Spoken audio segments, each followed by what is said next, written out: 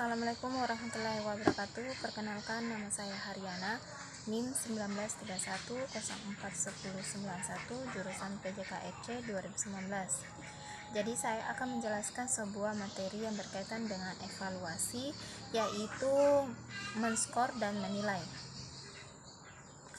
Men-skor artinya sementara orang berpendapat bahwa bagian yang paling penting dari pekerjaan pengukuran dengan tes dan penyusunan tes.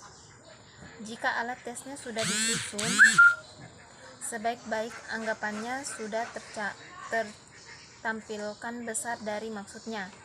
Di samping penyusunan dan pelaksanaan tes itu sendiri, men-skor dan menilai merupakan pekerjaan yang menuntut ketentuan yang luar biasa dari penilai, ditambah dengan kebijaksanaan tertentu. Dalam hal pekerjaan men-skor atau menentukan angka dapat digunakan 3 macam alat bantuan, yaitu yang pertama, pembantu menentukan jawaban yang benar disebut kunci jawaban. Yang kedua, pembantu menyelesaikan jawaban yang benar dan yang salah disebut kunci skor. Dan yang ketiga, pembantu menentukan angka disebut pedoman penilaian. Keterangan dan penggunaan pengguna menggunakan tes. Yang pertama, kunci jawaban dan pemberian skor untuk tes bentuk betul salah. Untuk tes betul salah, yang dimaksud dengan kunci jawaban adalah deretan jawaban yang kita persiapkan untuk pertanyaan atau soal-soal kita susun. Sedangkan kunci skor adalah alat yang kita gunakan untuk mempercepat pekerjaan scoring. B. Kunci jawaban dan kunci pemberian skor untuk tes bentuk pilihan ganda. Dengan tes bentuk pilihan ganda, tertes diminta melingkari salah satu huruf di depan pilihan jawaban yang disediakan atau membubuhkan tanda lingkaran atau tanda silang atau X pada tempat yang sesuai di lembar jawaban. Yang ketiga, kunci jawaban dan kunci pemberian skor untuk tes bentuk jawaban singkat. Tes jawaban singkat adalah bentuk tes yang menghendaki jawaban berbentuk kata atau kalimat pendek. Yang keempat, kunci jawaban dan kunci pemberian skor untuk tes bentuk menjodohkan. Pada dasarnya, tes bentuk menjodohkan adalah tes bentuk pilihan ganda, di mana jawaban-jawabannya dijadikan satu. Demikian pula pertanyaan-pertanyaannya. Dengan demikian, maka pilihan jawabannya akan lebih banyak. Yang kelima, kunci jawaban dan kunci pemberian skor untuk tes bentuk uraian. Sebelum menyusun sebuah tes uraian, sebaiknya kita tentukan terlebih dahulu pokok-pokok jawaban yang kita kehendaki. Dengan demikian, maka akan mempermudah kita dalam pekerjaan mengskorsing tes itu, mengkoreksi tes itu. Ada sebuah saran langkah-langkah apa yang harus kita lakukan pada waktu kita mengoreksi dan memberi angka tes bentuk uraian. Saran tersebut adalah sebagai berikut. Yang pertama, membaca soal pertama dari seluruh siswa untuk mengetahui situasi jawaban. Yang kedua, menentukan angka untuk soal pertama tersebut. Misalnya, jika jawaban lengkap diberi angka 5, kurang sedikit diberi angka 4, begitu seterusnya sampai kepada jawaban yang paling minim jika jawabannya meleset sama sekali. Yang ketiga, memberikan angka bagi soal pertama. Yang keempat, memberikan soal kedua dari seluruh siswa untuk mengetahui situasi jawaban. Dilanjutkan dengan pemberian angka untuk soal kedua. Yang kelima, mengulangi langkah-langkah tersebut bagi soal-soal tes ketiga, keempat, dan seterusnya hingga seluruh soal diberikan angka. Yang keenam, menjumlahkan angka-angka yang diperoleh untuk masing-masing siswa untuk tes bentuk uraian. Untuk mengurangi maksudnya unsur subjektivitas dalam penilaian seperti itu, kita dapat menentukan sendiri aspek-aspek yang menjadi bagian dari penilaian. Misalnya, untuk penilaian ujian skripsi. Yang pertama, mutu skripsi yang tersusun meliputi unsur metodologi dan pembahasan teoritik. Yang kedua, cara dalam kemampuan mempertahankan kebenaran pendapatnya. Yang kedua, untuk membimbing kemandirian dan kelancaran dalam konsultasi. Untuk masing-masing aspek dapat ditentukan berapa nilainya, kemudian dijumlah dan ditentukan nilai akhir. Yang F, kunci jawaban dan kunci pemberian skor untuk tugas. Kunci jawaban untuk memberikan tugas merupakan pokok-pokok yang harus termuat di dalam pekerjaan siswa. Tolak ukur yang diserahkan dalam buku ini sebagai ukur keberhasilan tugas adalah: yang pertama, ketetapan waktu penyerahan tugas. Yang kedua, bentuk fisik pengerjaan tugas yang menandakan keseriusan mahasiswa dalam mengenakan tugas. Yang ketiga, sistematika yang menunjukkan alur keruntuhan pikiran. Yang keempat, kelengkapan isi menyangkut ketuntasan penyelesaian dan kepadatan isi.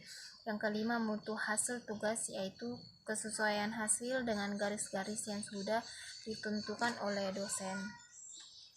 Kedua, perbedaan antara skor dan nilai.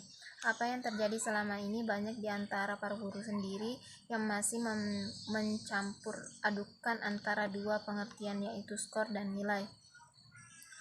Pengertian dari skor adalah hasil pekerjaan menskor yang diperoleh dengan menjumlahkan angka-angka bagi setiap tes yang dijawab oleh siswa. Sedangkan nilai adalah angka ubahan dari skor dengan menggunakan acuan tertentu, yakni acuan normal atau acuan standar. Pengubahan skor menjadi nilai akan dibicarakan. Pengubahan skor menjadi nilai dapat dilakukan untuk skor tunggal. Misalnya, sesudah memperoleh skor ulangan harian untuk skor gabungan dari beberapa ulangan dalam rangka memperoleh nilai akhir rapor. Di dalam tes yang didapat pada setiap murid di SPP lalu dilengkapi dengan kunci dan pedoman scoring. Skor maksimal yang disebut tidak selalu tepat. Ada kalanya 40, 45, 50 sampai 100 dan sebagainya. Skor maksimal ditentukan berdasarkan atas banyak serta bobot soal-soal tesnya. Seseorang siswa yang memperoleh skor 40 bagi tes yang menghendaki skor maksimal 40 mempunyai arti bahwa siswa tersebut sudah menguasai 100% dari tujuan instruksional khusus yang dirancangkan oleh guru. Akan tetapi jika skor 40 tersebut diperoleh dari pekerjaan soal tes yang menghendaki skor maksimal 100, maka skor 40 mencerminkan 40% penguasaan tujuan saja. Dengan demikian, maka angka 40 yang diperoleh oleh siswa setelah ia selesai mengikuti sebuah tes sebelum bicara apa-apa, sebelum diketahui berapa skor maksimal yang diharapkan. Jika siswa tersebut dapat mengerjakan dengan sempurna, angka 40 ini disebut skor mental. Yang ketiga, norm referensi dan kriteria referensi. Dari sederajat skor yang telah diubah ke standar 100 inilah maka dapat diperoleh gabungannya. Misal gabungannya antara nilai ulangan ke-1, ke-2, ke-3, dan seterusnya, yang merupakan catatan untuk dirata-ratakan dan menggambarkan sejauh mana siswa mencapai tujuan instruksional umum dari satu unit bahan yang dipelajari dalam satu ukuran waktu. Sebelum ini telah disinggung sedikit tentang penggunaan norm referensi dan Clearelion referensi. Di dalam penggunaan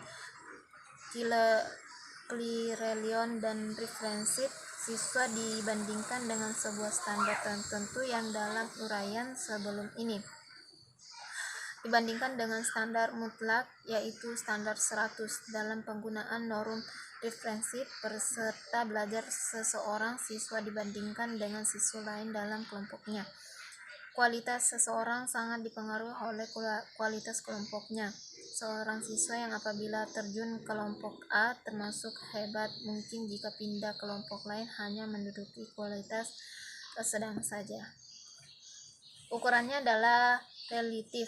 Oleh sebab itu maka dikatakan pula diukuran dengan standar relatif. Ukuran demikian juga disebut menggunakan norm referensi atau norm kelompok. Dasar pikiran dari penggunaan standar ini adalah adanya asumsi bahwa setiap populasi yang heterogen tentu terdapat kelompok baik, kelompok sedang, dan kelompok kurang. Dimulai dengan bakat yang dibawa sejak lahir, dalam hal ini tampak sebagai indeks kecerdasan atau intelijen EQ. Maka seluruh populasi tergambar sebagai sebuah kurva normal.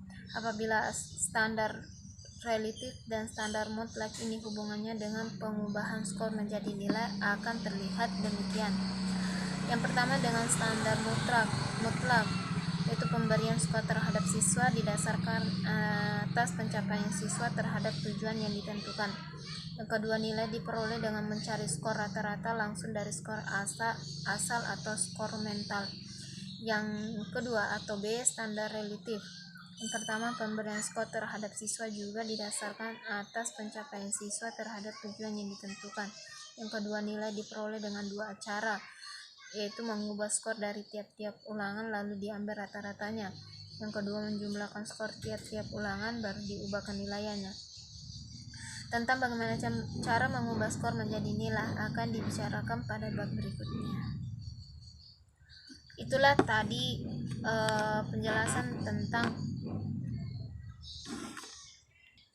menskor dan menilai. Lebih dan kurangnya mohon dimaafkan. Wabillahi taufiq wal hidayah. Wassalamualaikum warahmatullahi wabarakatuh.